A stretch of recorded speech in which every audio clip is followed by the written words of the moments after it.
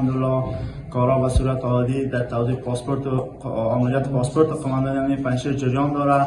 آنلاین و آفلاین. آنلاین به تعداد 150 جلد کتابچه پاسپورت در عملیات پاسپورت قماندانی امنیه پنجشیر توزیع می شود.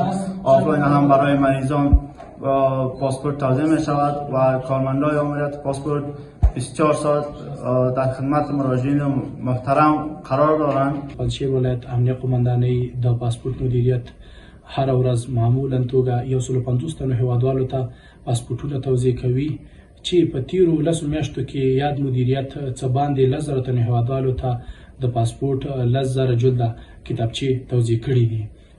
د یادو پاسپورتونو د توزیع له امله د دولت بودیجې ته تقریبا 15 میلیونه افغانۍ عواید راټول شوي دي.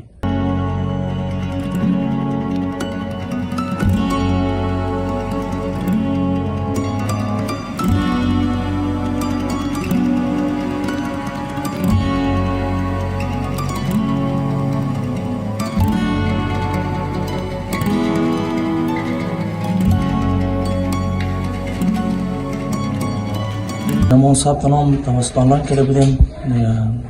حالا نوبت ما رسیده بود، برای ما تاریخ لباس بود. ما پاسپورت خود عرض کردیم بسیار طریقه بسیار خوب و همچنان تشکر میکنم از ریاست پاسپورت ولایت پنجشیر که بسیار با طریقه خوب برای ما پاسپورت دیگر مراحل پاسپورت ما را بسیار خوب پیش برده. اینجا کارا خوب است، تمام پرسنل صحیح کارشان میکنن، دیگه با ما خدمات صحیح است، کتی ما برخورد درست است. سر وقت و نوبت کارای ما را حل کرد و خلاص شد. دیگه یک تشکری هم از امارات اسلامی به خاطر که سال آرامی در کشور ما